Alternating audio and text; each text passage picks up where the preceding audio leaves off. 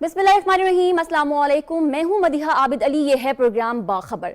नाज़रीन, हम देख रहे हैं कि गुज़िश्ता 6 माह से मुल्क की जो माशी सूरत हाल है वो सबके सामने है। इमरान खान साहब को पार्लिमानी तरीके से बाहर निकाला गया, उसके बाद उन्होंने और उनकी जमात ने जो राह अपनाई है वो है एहतजाजी सियासत की राह, जिससे मुल्क में गैर यकीनी सूरत हाल हो गई और रुपये की कदर में गिरावट हुई।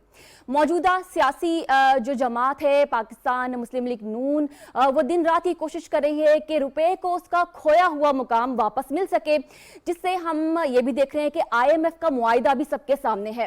लेकिन फिर बात आती है 17 जुलाई को ज़िमनी इंतखाब होता है और एक मरतबा फिर से बदनीयती पे मुश्तमिल, बदजबानी पे मुश्तमिल और इल्जामात पर मुश्तमिल एक सियासी कैंपेन शुरू हो जाती है और रुपया अपनी कदर फिर खो देता है।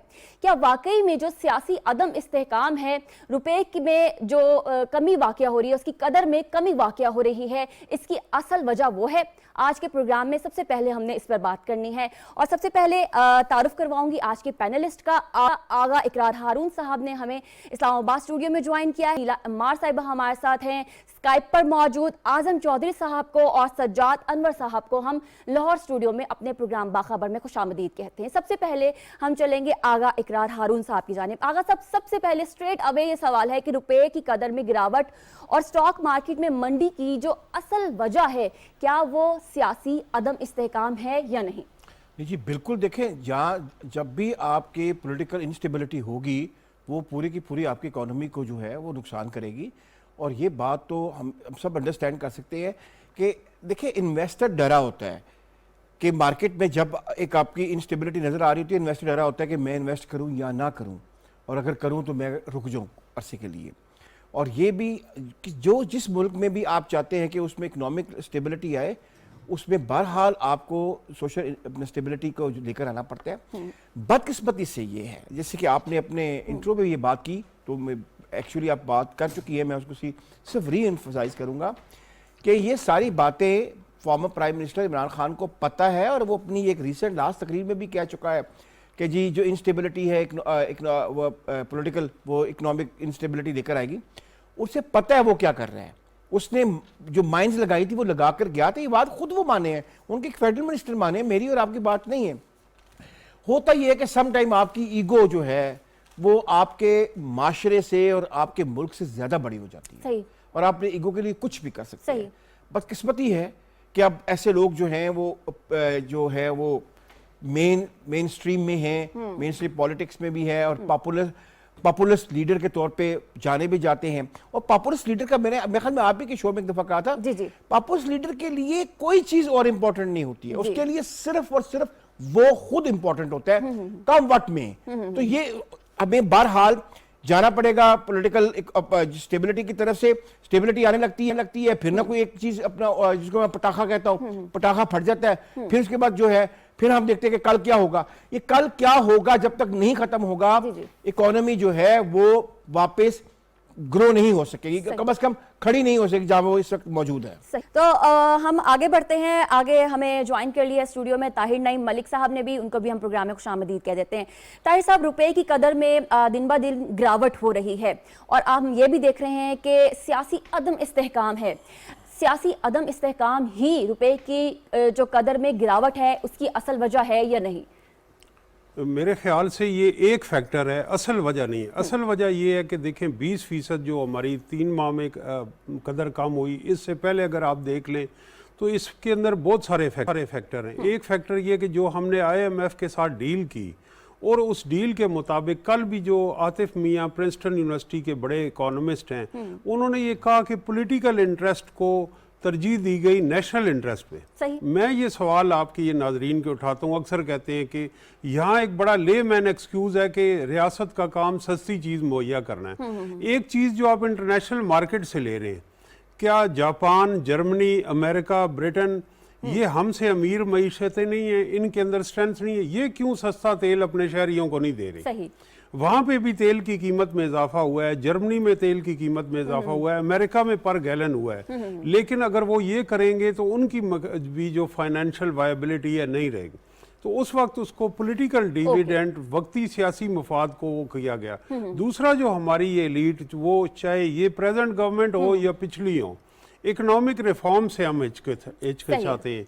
जो ये इस वक्त हम यानी इस हालात तक पहुंच गए हैं कि ज़रूरी अजनास में भी हम सेल्फ सफिशिएंट नहीं हैं, खुद कफील नहीं है, और हमारे अनप्रोडक्टिव सेक्टर्स जो हैं उनको यहाँ पे स्टेट, ये बहुत अच्छा इस गवर्नमेंट ने किया है कि रियल एस्टेट सेक्टर को टैक्स नेट में लाया। ये एक अनप्रोडक्टिव गैर पैदावारी एक शोबा था, और इसलिए जो जितने वो ज़राए जो इजी मनी के हैं, यहाँ स्टार्टअप्स हों, यहाँ पे economic real engines of growth real estate नहीं है। तो जब लोग उससे हटेंगे तो इस तरफ आएंगे कि हमने जो पैदावारी जरा हमारी मईशत है उसकी तरफ फोकस करना है। सही। तो लॉन्ग टर्म इकोनॉमिक रिफॉर्म में, और उसमें एक बड़ा की इंपॉर्टेंट फैक्टर है कि सियासी बेयकीनी से हो। अभी तक 75 साल हो गए, हम कोई नई रियासत नहीं रहे, 14 अगस्त की आमद है, हम रूल्स ऑफ द गेम ही नहीं तय कर सके। चंद लठ बरदार, चंद हजार लोग यहाँ दारुल हुकूमत में आ जाएं डंडे लेके, वो किसी भी बुनियाद पे रियासत को ब्लैकमेल या यरगमाल बना सकते हैं। तो जब ऐसी एक रियासत होगी तो उसकी इकोनॉमी कितनी उसकी वायबल होगी।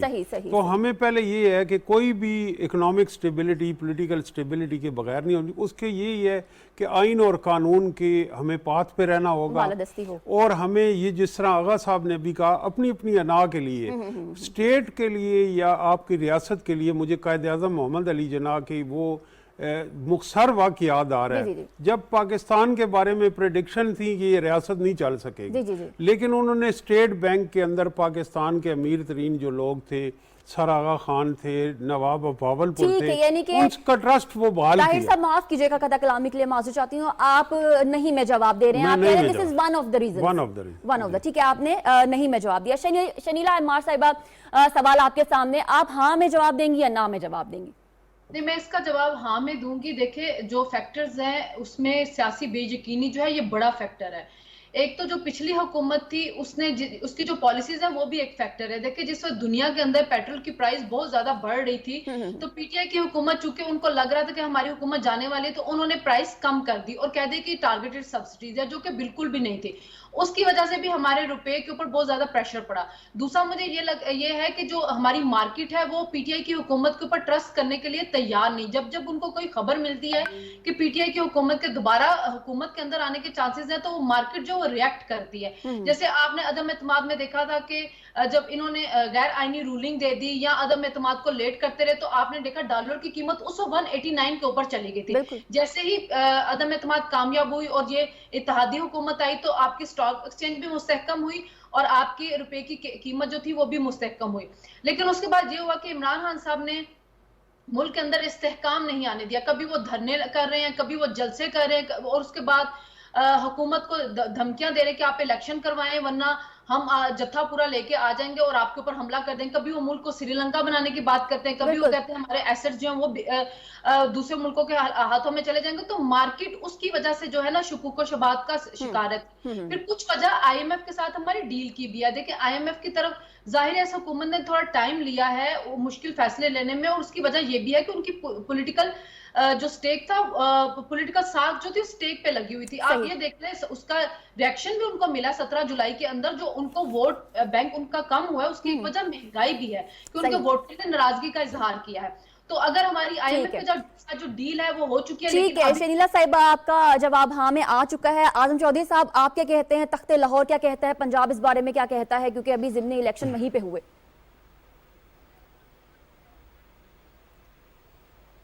मैं समझता हूँ कि इसकी मल्टीपल रीज़न है। मलक साहब ठीक कह रहे हैं, इसमें एक पॉलिटिकल रीज़न और आईएमएफ, ये दो बड़े इसके वजूहात हैं।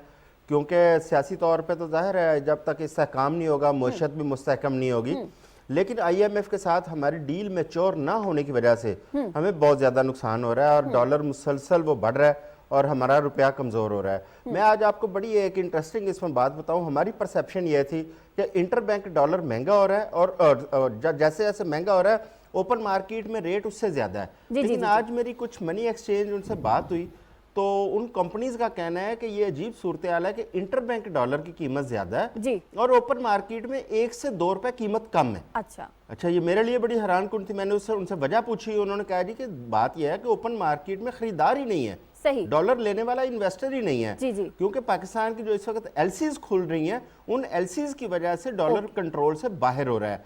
और ठीक। उसकी वजूहात, सबसे बड़ी जो वजह है वो आईएमएफ के साथ हमारी जो डील है उसका अभी तक मैच्योर ना होना है। और इस पे एफपीसीसीआई के जो हमारे चेयरमैन थे इरफान शेख साहब, उन्होंने जो बात की वो भी बड़ी एक इंटरेस्टिंग है। उन्होंने ये कहा कि देखें, जो साबका गवर्नमेंट थी उन्होंने भी आईएमएफ के साथ जो डील की थी वो कॉन्ट्रैक्ट हमारे साथ, वो शराइत हमारे साथ शेयर नहीं की थी।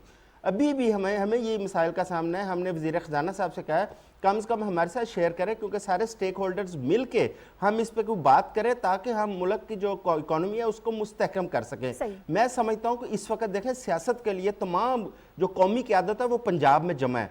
काश ये कौमी क़यादत आजम साहब, क्योंकि वक्त महदूद है, आप हाँ में जवाब दे रहे हैं या ना में जवाब दे रहे हैं, कल फैसला हो जाएगा जो भी होगा।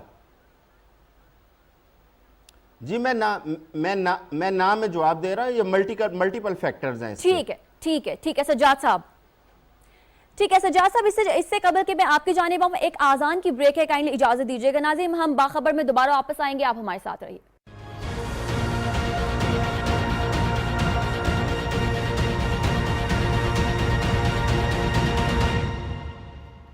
जी नाज़रीन, प्रोग्राम बाखबर में आपको दोबारा से खुशामदीद कहते हैं। सज्जाद साहब लाहौर से, आपका अब बताइएगा इस बारे में क्या जवाब है? आप हाँ की ऑप्शन लेंगे या ना की ऑप्शन लेंगे?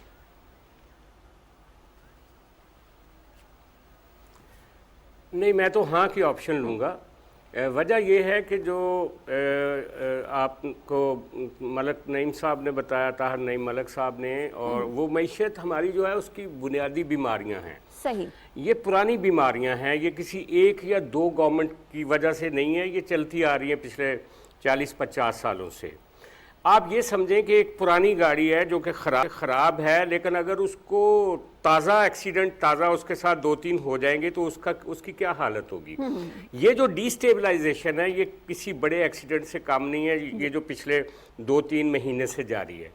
उसकी वजह यह है कि सारी दुनिया जानती है कि कैपिटल शाई होता है। जहाँ पे डिस्टेबलाइजेशन होती है, जहाँ पे पॉलिटिकल इनफाइटिंग होती है, जहाँ पे कोई पॉलिटिकल टर्मोइल होता है, वहाँ की इकॉनमी हमेशा नीचे जाती है। और इस वक्त जो बड़ी वजह है जो रुपये की डेप्रिवेशन की, उसकी वजह पॉलिटिकल डिस्टेबलाइजेशन है। मैं आपको बताऊँ, आज 2 मुख्तलिफ वार्निंग्स कुछ अर्सा पहले इकोनॉमिक लेवल पे आई हैं। एक तो एशियन डेवलपमेंट बैंक ने कहा है कि जो इंटरनेशनली रिसेशन आ रहा है उसका भी पाकिस्तान पे बहुत गहरा और बुरा असर मुरतब होने वाला है, और दूसरा पाकिस्तान का जो अपनी इकॉनमी है वो भी खस्ता हालत है। आने वाले दिनों में यहाँ पे इन्फ्लेशन ज़्यादा एक अंदाज में बढ़ने वाली है, ज़्यादातर। तो उसका नतीजा क्या है कि गुर्बत में मज़ीद इजाफा होगा।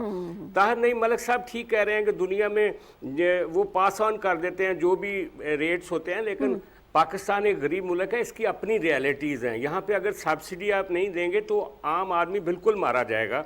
और मैं समझता हूँ वो फिर पॉलिटिकल ट्रांसलेट होती है वो चीज़। हर हुकूमत को वो पे करना पड़ता है अपनी कमज़ोरियों को, या जब महंगाई बढ़ती है। सही।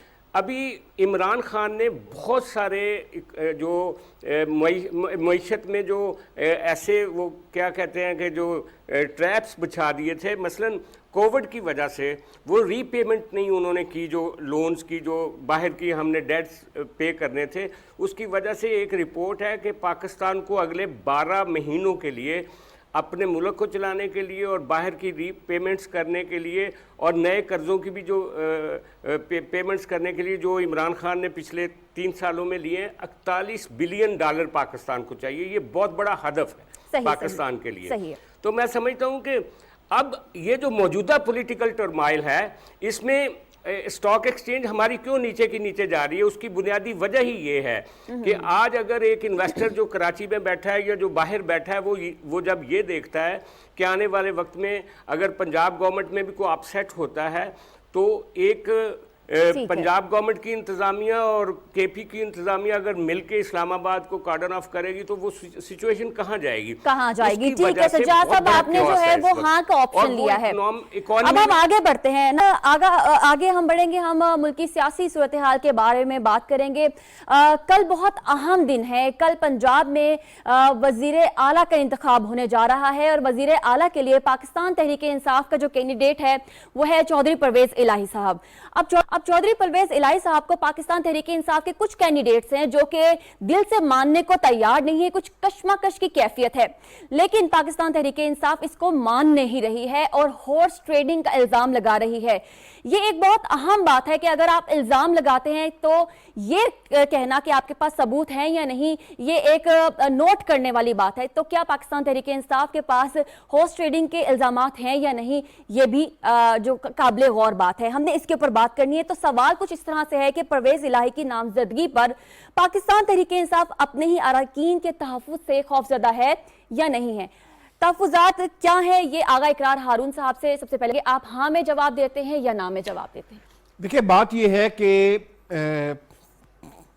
चौधरी साहब की हमारे यानी कि एक इज्जत का रिश्ता अपनी जगह पे, लेकिन उन्हीं को इमरान खान पंजाब का सबसे बड़ा डाकू बार बार कहता रहा।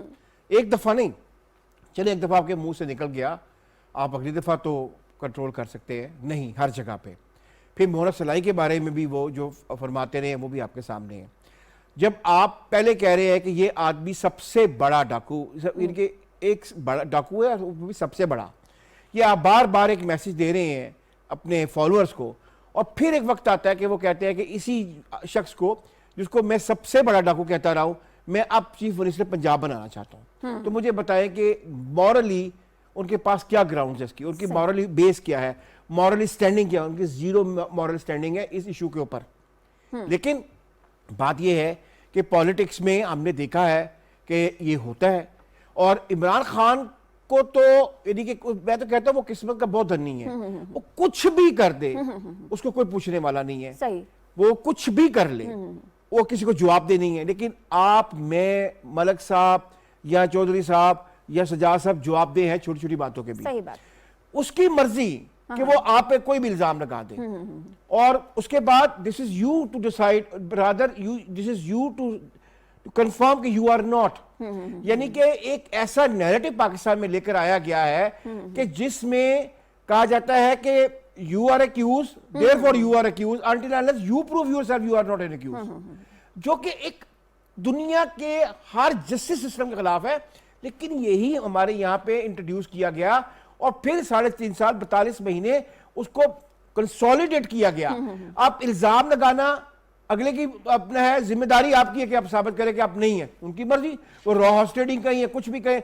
आपने भी बात की ना कि इल्जाम लगाया है, उनके पास सबूत किया है। मुझे बात बताएं कि वो जो पहले एक खत कागज लहराया था उसका क्या सबूत था? पहले वो एक खत था, फिर वो एक डिमार्च बना, फिर वो एक इंटरनल डिमार्च बना, क्या सबूत था उसका? उसको कोई सबूत नहीं चाहिए। ठीक है आगा साहब, माजरत के साथ अब आप हाँ में जवाब दे रहे हैं ना, कि वक्त कम है? मैं ये कह रहा हूं कि रिजर्वेशन बिल्कुल है पीएमएल अपने क्यू के अपना चीफ मिनिस्टर को लेके आने के लिए पीटीआई में। ठीक है, आपका जवाब हाँ में है। कल कैसे होती है? ठीक है, आपका जवाब हाँ में। ताहिर साहब, आपका जवाब हाँ में है या ना में? मेरा जवाब भी हाँ में है, और मैं ये समझता हूँ कि ये जो मोमेंट है इस वक्त, ये मंजूर भट्टो मोमेंट है पंजाब असम्बली का। एक स्टेज ऐसी आई कि नून लीग और पीपल्स पार्टी की अक्सरियत थी, लेकिन क्लियर मैंडेट नहीं था। तो और नून लीग की सीटें कम थी, पीपल्स पार्टी क्लियर मैंडेट से शॉर्ट थी। तो उस वक्त फैसला कौन रोल हो गया, एक आप कह लें ग्रुप का, और उसमें हमने देखा कि उस वक्त जो थे हामिद नासिर चट्टा, आरिफ नकई, इनका एक रोल हुआ, और फिर 2-3 चीफ मिनिस्टर उस वक्त बदले। तो ऐसा ही एक मैं इस वक्त भी एक मोमेंट देख रहा हूँ। अब जो किस वजह से उन्हें तहफ़्फ़ुज़ात का सामना है, एक तो पंजाब असम्बली की कंपोजिशन ये रही है कि उसमें राजपूत, गुजर, अराई और जट अराकीन होते हैं। तो चौधरी परवेज इलाही साहब वड़ायत जट हैं, और जट अराकीन जो हैं वो तो बहुत पुरजोश हैं, लेकिन मुझे लेस एंथुजियाज्म नज़र आ रहा है दूसरे जो उनसे बरादरी के हटके। तीसरा ये है कि पीटीआई में मुख्तलिफ फैक्शन के लोग, मुख्तलिफ सियासी पस मंज़र के लोग शामिल हुए। वो लोग भी चंद हैं कि जो जब चीफ मिनिस्टर थे परवेज लाई तो उनके वो विक्टिम रहे हैं लोकल लेवल पे, सही। तो उनके अंदर एक अनईजीनेस है।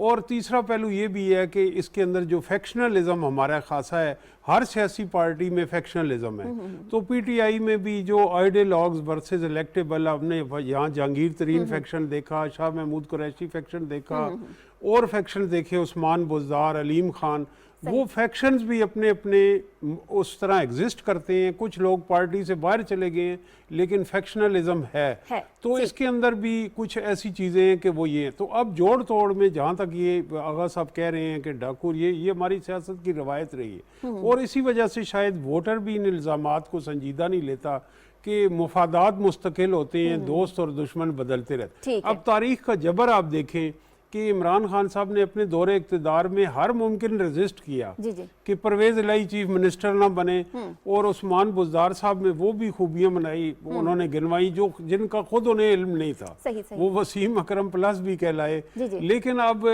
हालात का जबर आ गया है कि वो इस पोजीशन में। ठीक है, आपका जवाब हाँ में आ चुका है। शनीला साहिबा, आपका जवाब, सवाल यह है कि परवेज इलाही की नामजदगी पर पाकिस्तान तहरीक इंसाफ अपने ही अरकान के तहफ़्फ़ुज़ात से खौफज़दा है या नहीं? बिल्कुल है मदीहा। अगर आप कल से उनकी ट्वीट्स देखें तो वो कभी आके कह रहे हैं कि हमारे फलाम जो आदमी है उसको 40 करोड़ की ऑफर हो रही है, कोई 50 करोड़ कहते हैं, कभी वो आके 20 करोड़ कहते हैं। आज वो सुप्रीम कोर्ट के अंदर भी चले गए, तो जब सुप्रीम कोर्ट 3 लोगों के एफिडेविट जमा करवाए जिन्होंने कहा जी अताउल्लाह तारर ने हमसे राब्ता करके हमें रिश्वत की ऑफर की, और जब अदालत ने उनसे पूछा कि आपने ये एफिडेविट जो किस तारीख को साइन किया, उनको डेट पता नहीं थी। अच्छा, किस नोटरी रिपब्लिक से इसको जाके आपने स्टैम्प करवाया, उनको ये भी नहीं पता था। तो इल्जामात जो है वो कल से लगा रहे हैं, और जो आप कह रही थी ना सबूत का, तो सबूत उनके पास होते नहीं है। और इमरान ने, अगर आपको याद हो, पानामा के दिनों में ये एक बात कही थी कि मेरा काम जो है ना वो इल्जाम लगाना है, सबूत देना नहीं है।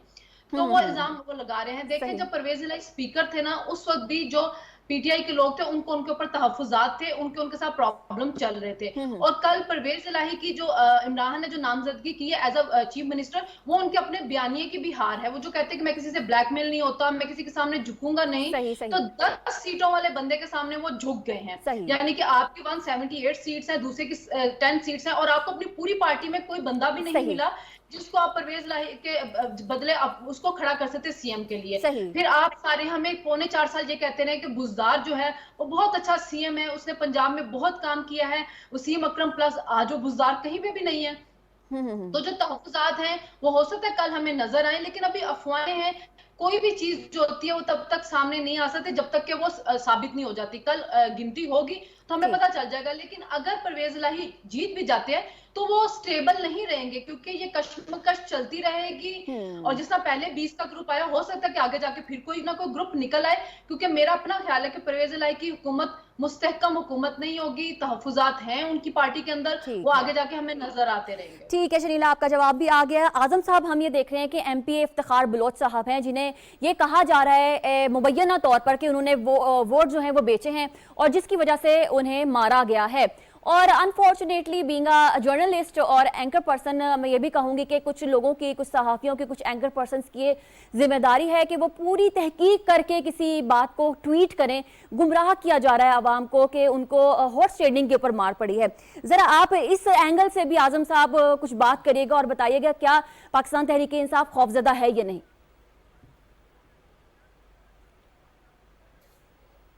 आप दुरुस्त कह रही हैं। सबसे पहले तो हमारे ऊपर बहुत बड़ी जिम्मेदारी आती है, क्योंकि हम ही हैं जिन्होंने बताना होता है, दिखाना होता है। अगर हम बायस रिपोर्टिंग करेंगे या गलत बयानी करेंगे तो उसके असरात कभी भी अच्छे नहीं आते। ये आपकी दुरुस्त बात है। और दूसरी बात यह है कि जब देखें कोई भी अलाइंसेस जब होते हैं ना, जैसे हुकूमत के अलाइंसेस हैं, इसी तरह अपोजिशन के अलाइंसेस हैं, तो उसमें नेचुरली यह अदम तहफ़्फ़ुज़ ज़रूर होता है। पीटीआई के कुछ लोगों से गपशप हुई, उन लोगों ने बड़ा इस पे अदम तहफ़्फ़ुज़ का इजहार किया। उनका ये कहना था कि देखें जो उस्मान बुज़दार थे उनको हमने इसलिए एक्सेप्ट कर लिया क्योंकि वो पीटीआई का फेस थे। तो चौधरी परवेज़ इलाही क्योंकि पीटीआई का फेस नहीं है, इसलिए वो अदम तहफ़्फ़ुज़ और उस पर शुकूको शुबहात का इजहार करते हैं। लेकिन साथ वो ये भी कहते हैं क्योंकि उनकी पार्टी चेयरमैन का फैसला है, लिहाजा वो अपने पार्टी डिसिप्लिन के पाबंद हैं, जो भी कल उनको पार्टी डिसिप्लिन के मुताबिक करना पड़ा वो करेंगे। ठीक है, ये एक नेचुरल सी चीज़ें हैं, जब इत्तेहाद में होंगे तो आपको ये चीज़ें फेस करनी पड़ेंगी। लेकिन जो कल इलेक्शन होने जा रहा है उसके हवाले से देखें, जो हॉर्स ट्रेडिंग के इल्ज़ामात लग रहे हैं या लोटाक्रेसी की बात हो रही है, ये बड़ा अनफॉर्चुनेट है हमारे लिए, पूरे मुल्क के लिए। जी जी। और हम उम्मीद कर रहे थे कि अब ये हॉर्स ट्रेडिंग ख़त्म हो जाएगी मुल्क के अंदर से, क्योंकि जो 20 अरकान को डी नोटिफाई किया गया था उससे कम से कम एक उम्मीद पैदा हुई थी। लेकिन हम देख रहे हैं कि दोबारा असम्बली के अंदर वही कुछ हो रहा है, वही गंद सामने आ रहा है। हम IMF की बात कर रहे थे, हम डॉलर की बात कर रहे थे, इन्हीं चीज़ों का इम्पैक्ट भी उधर आता है, जिसकी वजह से मुल्क मुआशी तौर पर बदहाली का शिकार है। खुदारा तमाम पॉलिटिकल पार्टीज अब जो है ना इसे हाथ खींचे और इन चीज़ों पे थोड़ी तवज्जो दें। मुल्क पहले है, सियासत बाद में है। ठीक है आजम साहब। सजा साहब, जी नईम साहब कुछ कहने लगे। ब्लो साहब के हवाले से ही कहना चाहूँगा कि देखिए, हॉर्स ट्रेडिंग का इल्ज़ाम क्या है जब वो शख्स रुकने असम्बली नहीं है। इलेक्शन कॉन्टेस्ट उन्होंने किया। हॉर्स ट्रेडिंग तो वो करता है कि जो रुकने असम्बली मुंतखब हो। तो पहले एक बंदे को मारा गया, फिर विक्टिम ब्लेमिंग, उसको फेक न्यूज़ मन घड़त ये बनाई गई कि वो रुकने असम्बली हैं। तो मॉब वायलेंस को हम जस्टिफाई कर रहे हैं। जब मॉब वायलेंस को जस्टिफाई करेंगे तो फिर रियासत खाना जंगी का शिकार हो। बहुत अच्छी बात की आपने। ठीक है सजाद साहब, हॉर्स ट्रेडिंग का मामला, लोटाक्रेसी का मामला है, हम ये देख रहे हैं कि पाकिस्तान तहरीक-ए-इंसाफ एक स्ट्रॉन्ग बयानिया लेके आती है, उसमें सदाकत होती है या नहीं होती वो आप भी जानते हैं और तमाम लोग भी जानते हैं। हमने वो लेटर का मामला देखा, फिर हमने ये हॉर्स ट्रेडिंग का मामला देखा, जिनके सबूत नहीं है लेकिन बात उस पर की जा रही है। कितना असर पड़ता है? आप इस सवाल पे हाँ का ऑप्शन लेंगे या ना का ऑप्शन लेंगे?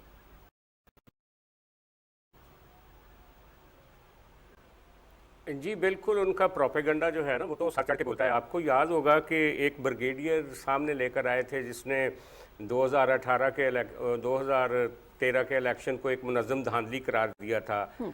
नजम सेठी के 35 पंक्चर का वावेला मचाया गया था। फिर उसी वक्त एक इलेक्शन कमीशन के मौलवी अफजल आ गए थे उनके धरने में और उसने कहा था इस तरह हुआ इस तरह हुआ। फिर अभी इस इलेक्शन से ज़रा पहले, इस बाई इलेक्शन से पहले, एक मिस्टर एक्स और एक मिस्टर वाई का कहा गया। अगर इन सारी चीज़ों का कोई सोर्स नहीं है तो फिर धांधली के इल्ज़ामात का और 50-50 करोड़ की ऑफर्स का भी कोई सोर्स नहीं है। और कहीं आज सुप्रीम कोर्ट ने यही तो कहा है कि आपके इल्ज़ामात में कोई ठोस सबूत नहीं है, जिसकी वजह से इनकी जो भी अपील थी उसको उन्होंने मुस्तरद कर दिया। लेकिन मैं यहाँ ये ज़रूर कहूँगा कि जो कॉन्स्टिट्यूशनल पॉलिटिक्स को देखने वाले जितने भी अदारे हैं, कॉन्स्टिट्यूशनल अदारे, उसमें सुप्रीम कोर्ट्स हैं, हाई कोर्ट्स हैं, उसमें इलेक्शन कमीशन है और कुछ अनकॉन्स्टिट्यूशनल अदारे भी देखते हैं। उन सबको चाहिए कि ये जो इकोनॉमिक मेल्ट डाउन हो रहा है इस सारी तबाही के नतीजे में और इस डिस्टेबलाइजेशन के नतीजे में, उसको कैसे रोकना है। ये जो इल्ज़ामात दर इल्ज़ामात और ना अपनी इज्जत ना किसी दूसरे की इज्जत, और उसके नतीजे में एक क्योस कि भाई हर अदारा, जो भी अदारा जहाँ से भी उनको कोई तवक्को होती है कि यहाँ पर हमारे खिलाफ कोई फैसला आने वाला है, उसके ऊपर एक लंबी बुछाड़ कर दी जाती है। तो इसको किसी ने तो फुल स्टॉप करना है। अगर ना किया गया तो ये तो एक उतराई है जिसको हम चल रहे हैं, ज़वाल नीचे के नीचे हम जा रहे हैं। नहीं, मैंने तो वाज़े तौर पे हाँ का ऑप्शन लिया, अगर आपने मेरी गुफ्तगू सुनी है। नाज़रीन, आपने देखा कि इस सवाल के ऊपर हमारे तमाम पैनलिस्ट ने हाँ का ऑप्शन लिया। बढ़ते हैं, सिंध में भी बल्दियाती जो इंतखाबात हैं वो तय पाए थे, लेकिन अब वो इल्तवा का शिकार हो गए हैं। इलेक्शन कमीशन ने ये फैसला किया है कि अब ये इलेक्शन 28 अगस्त को होंगे। वजूहात क्या हैं?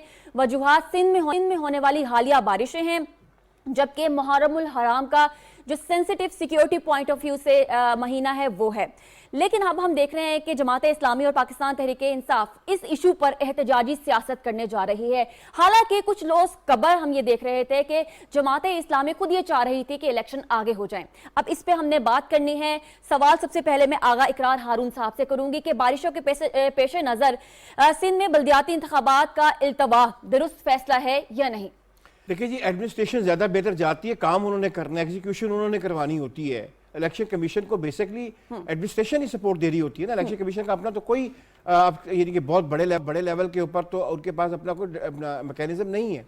जब एडमिनिस्ट्रेशन खुद ये उन्होंने रिपोर्ट किया है चीफ इलेक्शन कमीशन को, प्रोविंशियल को, कि इस वक्त जो हालात हैं हम नहीं कर सकते हैं, उसमें सिर्फ बारिशें नहीं है, आप सिर्फ बारिशें ना समझें, फ्लड्स हैं वहाँ पे, फ्लैश फ्लड्स हैं। जी जी। और ऐसे एरियाज में है जहाँ पे यूजुअली फ्लड की हिस्ट्रीज नहीं है, जी जी लोग वहाँ से डिस्प्लेस हुए हैं, जी, जी। ये सारे काम एडमिनिस्ट्रेशन नहीं करने होते हैं, पर एडमिनिस्ट्रेशन उन कामों में मसरूफ है, उसकी मौजूदगी में वहाँ पे पोलिंग स्टेशन कायम करना और पूरा का पूरा वो जो एक्सरसाइज है वो करना एडमिनिस्ट्रेशन का ख्याल है कि उनके लिए पॉसिबल नहीं है।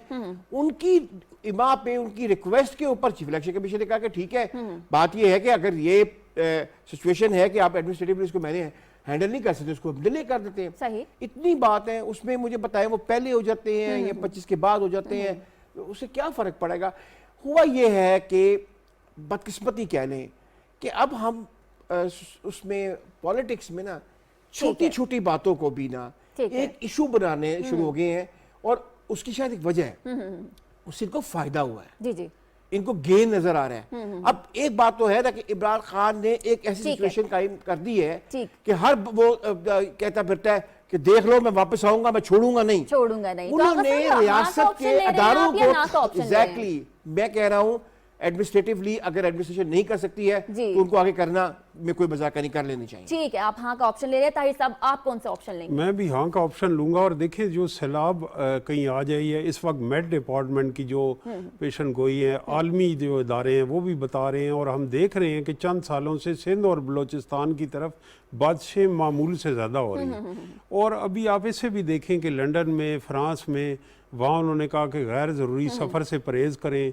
जंगलों में आग लगी हुई है। और इस सारे में क्राइसिस में ये देखते हैं कि जब आप लोकल बॉडीज़ का इलेक्शन होता है जी। तो वो लोग डिस्प्लेस होते हैं। जी, जी, जी। और बड़े माइक्रो लेवल पे, ग्रास रूट लेवल पे, गली महल्ले में वो इंतखाब होता है। हो सकता है कि पूरे डिस्ट्रिक्ट ज़िले में, इसमें सूबे में वो सैलाबी सूरत हाल या बारिशों की तबाहकारी ना हो, अल्लाह महफूज रखे, मेरे मुंह में खाक। जी, जी। लेकिन अगर एक प्रोबेबिलिटी है तो इस सारी एक्सरसाइज को फ्यूटाइल एक्सरसाइज नहीं होना चाहिए। इस पे करोड़ों अरबों रुपए के खराजात होते हैं। तो और इसमें लॉजिस्टिक इन्वॉल्व होती हैं, इसमें ट्रांसपोर्टेशन होता है, इसमें इंतखाबी अमला इम्प्लाई किया जाता है, मुख्तलिफ डिपार्टमेंट से वो लिया जाता है। तो और वो लिया जाए, खराजात भी उठ जाएं और इंतखाबात हो भी ना सके। हमने देखा कि KPK में 2-3 मराइल में इलेक्शन कमीशन ने बहुत अच्छे रिजल्ट कराए, वहाँ बहुत सारे अजला से PTI जीती। ठीक है।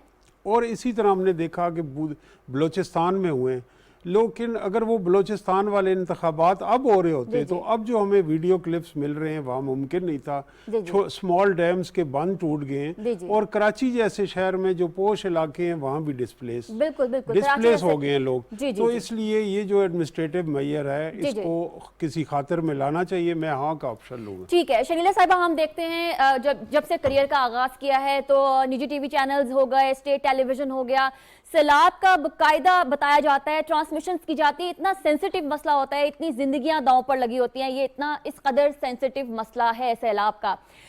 तो इसकी वजह से इल्तवा का शिकार अगर इलेक्शन हो जाते हैं तो मुझे लगता है सबको खुले दिल से इसको तस्लीम करना चाहिए। आप इस इशू पर क्या कहते हैं, बताइएगा।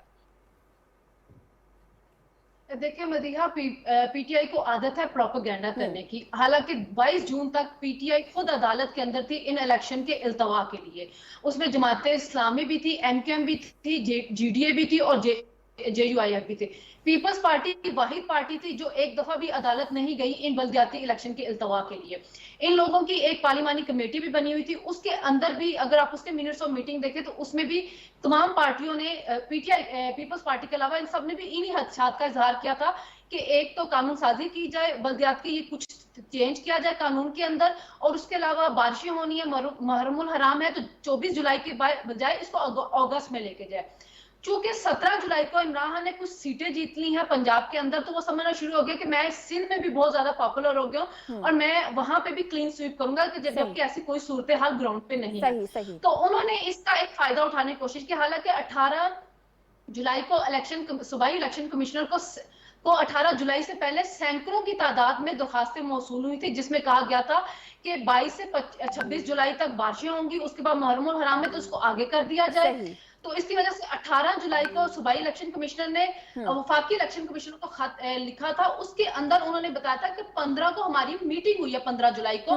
उसके अंदर बताया गया था कि हैदराबाद और ठट्ठा में बहुत से ऐसे पोलिंग स्टेशन होंगे जो 50% पोलिंग स्टेशन जो होंगे पानी के अंदर डूबे होंगे, जिसकी वजह से ये इलेक्शन पॉसिबल नहीं है, तो इसको इल्तवा में डाल दिया जाए। तो ये रोके तो नहीं गए हैं, ये आगे किए गए। अगर इमरान समझते हैं कि वो पॉपुलर है या जमात इस्लामी वाले समझते हैं पॉपुलर, उनका बयानिया चल रहा है, तो वो आगे अगस्त में भी जाके सीटें हासिल कर सकते हैं, जबकि उनको पता है कि ऐसा कुछ नहीं, लेकिन वो एक प्रोपेगेंडा करके अवाम में एक अखलाकी तौर पे एक अपनी जीत साबित करने की कोशिश करेंगे, क्योंकि उनको आदत बन गई हर छोटी छोटी बात के ऊपर इशू बनाने की और हर छोटी छोटी बात को लेके अदालत में जाने की। हो सकता है कि हम देखें वो इस इशू को लेके कल फिर सुप्रीम कोर्ट पहुंचे। ठीक है, आपका जवाब आ चुका है। हाँ में आदम साहब, आप क्या कहते हैं, बारिशों का सिलसिला, क्या ग्राउंड रियलिटीज होती हैं, जरा ये भी बताइएगा कि किस तरह की सूरत हाल वहां पे देखने को मिलती है, जानों का तहफ़्फ़ुज़ करना वहां कितना मुश्किल हो जाता है, वहां तक पहुंचना, वहां की कवरेज करना कितना मुश्किल हो जाता है, जरा जो नहीं जानते उनको बताइएगा। और आप हाँ का ऑप्शन लेंगे या ना का ऑप्शन लेंगे? जी, सबसे पहले तो मैं ऑप्शन इसका हाँ का लेता हूँ। आप दुरुस्त कह रही हैं, इलेक्शन होते हैं और लेकिन इस पे नहीं होते कि आप सैलाब चल रहे हो, फ्लड चल रहे हो, उस दौरान हम जब दिखाते हैं आवाम को कि वहाँ पे फ्लड की सूरत हाल होती है, तो जो ग्राउंड पे हम काम कर रहे होते हैं, हमें जो नज़र आ रहा होता है, बहुत सारे ऐसे मनाजर भी होते हैं, इतने तकलीफ के मनाजर होते हैं जो हम स्क्रीन पे दिखा भी नहीं सकते। लोग इस कदर वहाँ पे उससे डिस्टर्ब हो रहे होते हैं, इफेक्ट हो रहे होते हैं।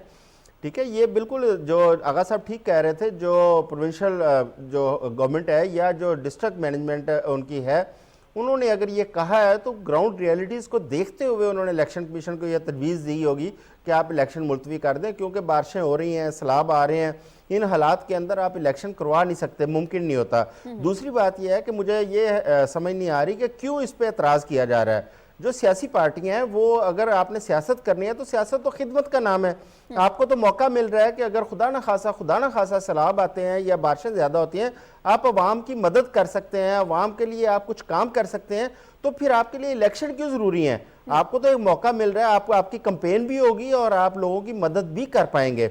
लिहाजा ये समझ से बालातर है कि इस पर एतराज़ किया जाना, और इस पर जमात इस्लामी का या PTI और भी एक दो पार्टियां जिन्होंने एतराज़ किया है, लेकिन मेरा ख्याल है कि इस पर एतराज़ बनता नहीं। हाँ, इलेक्शन कमीशन को इस पर थोड़ा सा ये चाहिए था, क्योंकि जिस तरह PTI की तरफ से पोलिटिसाइज किया जा रहा है इलेक्शन कमीशन को, इलेक्शन कमीशन इनको ऑन बोर्ड ले लेता, इनके साथ मुशावरत कर लेता कि देखें ये ग्राउंड रियलिटीज़ हैं, ये हकायक हैं, इसके ज़रूरी है कि इसको हम इलेक्शन को सैलाब की वजह से या मुहर्रम उल हराम की वजह से हम थोड़ा डिले कर दें, क्योंकि इसमें कोई मजाके वाली बात नहीं है। ठीक है, ठीक है आदम साहब, आपने हाँ में जवाब दिया। सजाद साहब, हम सब जानते हैं कि सिक्योरिटी जो है वो मुहर्रमुल हराम में भी चाहिए, रूट्स के ऊपर चाहिए, और हमें अफराद चाहिए ताकि आवाम को सिक्योरिटी मुहैया कर सकें। इसके अलावा जब सैलाब आते हैं तब भी हमें अपनी पूरी टीम चाहिए कि वहाँ पे जा सके, राशन तकसीम कर सकें, बहुत सारे काम है करने के। अगर ये अमला इलेक्शन करवाएगा और वहां पर बिजी होगा, तो फिर मुहर्रमुल हराम की सिक्योरिटी कहाँ जाएगी? जो सैलाब ज़दगान हैं उनकी मदद कौन करेगा? ये जरा बयान करेगा, और आपकी ऑप्शन हाँ में होगी या ना में होगी, ये भी बताइएगा।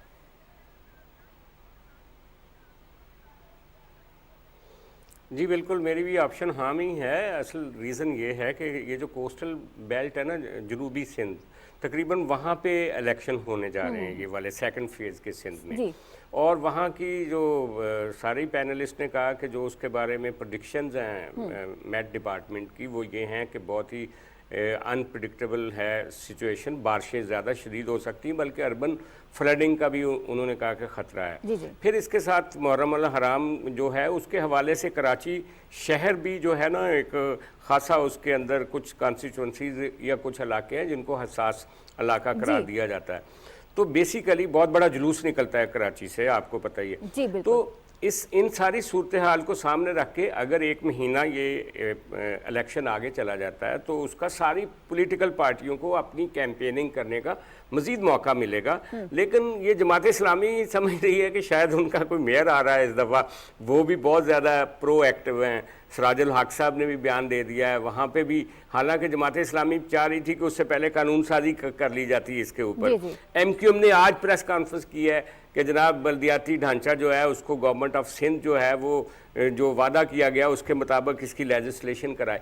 फिर आपके सामने है PTI वालों को सख्त एतराज़ था जो सिंध में जो इलेक्ट्रल वो जो स्ट्रक्चर बनाया गया था बल्दियाती, उसके ऊपर। लेकिन इस वक्त वो ठीक शहनीला ने कहा कि वो समझ ये रहे हैं कि पता नहीं कोई वेव चल पड़ी है और अगर कल परसों इलेक्शन होते तो वो सारी वो क्लीन स्वीप कर जाते। ऐसी सूरत शायद ऐसी सूरत सिंध में बिल्कुल नहीं है और मेरा ख्याल है कि सब्र का मुजाहरा ही करना पड़ेगा इन लोगों को। और पीपल्स पार्टी आज मुर्तज़ा वहाब ने खुद कहा है कि हम भी चाहते थे कि ये इलेक्शन इन्हीं डेट्स में हो जाए। हम उन लोगों ने भी जो तैयारियां की हुई थी। और फिर एक नुक्ता अलबत्ता ज़रूर है, आज पीटीआई ने ये बात उठाई है, ये पॉइंट के इलेक्शन कमीशन की तरफ से जो बैलेट बॉक्स थे और जो बैलेट पेपर थे वो मुतल्लिका अफसरान को भिजवा दिए गए हैं। तो इसकी बहरहाल अगर वो ऐसा है तो उसके ऊपर इलेक्शन कमीशन को एक ट्रांसपेरेंट रिव्यू करने की ज़रूरत है, सारी जमातों के एतमाद में लेने की ज़रूरत है, ताकि कल को कोई ये ना कहे कि 1 महीना इनके पास ये चीज़ें पड़ी रहीं और कोई ठप्पे लगा लिए गए। उसकी ट्रांसपेरेंसी के लिए इन सबको ठीक है, बहुत शुक्रिया सज्जाद साहब। आज के आखिरी सवाल के जवाब में हमारे तमाम पैनलिस्ट ने हाँ में जवाब देते हुए कहा है जी हाँ, इलेक्शन कमीशन का जो फैसला है वो बिल्कुल दुरुस्त है। नाज़रीन, आज के प्रोग्राम बाखबर से अपनी मेज़बान मदीहा को इजाज़त दीजिए। अल्लाह हाफ़िज़। पाकिस्तान पाइंदाबाद।